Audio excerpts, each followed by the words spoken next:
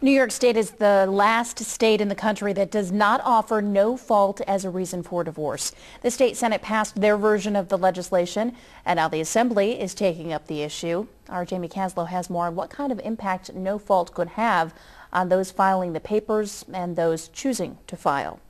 It's an issue that has caused a lot of debate both inside and out of the state capitol.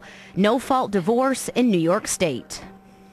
Mostly they're fighting over the money and the kids. 90% of our cases that end up in litigation are not over grounds. But if the two sponsors of the legislation get their way, it would make New York the last state in the union to offer no fault when it comes to grounds for getting a divorce. Currently, those looking to end their marriage have to choose one of 6 reasons in order to file in New York State. Some of those include adultery, abandonment, or cruelty.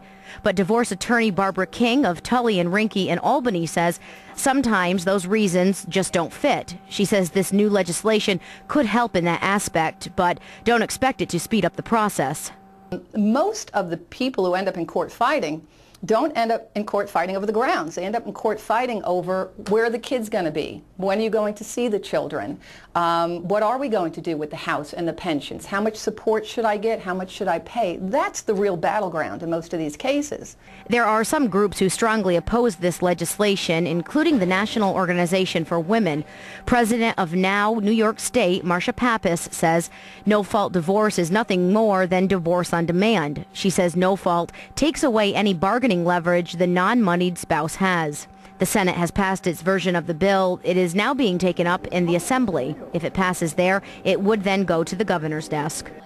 Reporting in Albany, Jamie Caslow, YNN.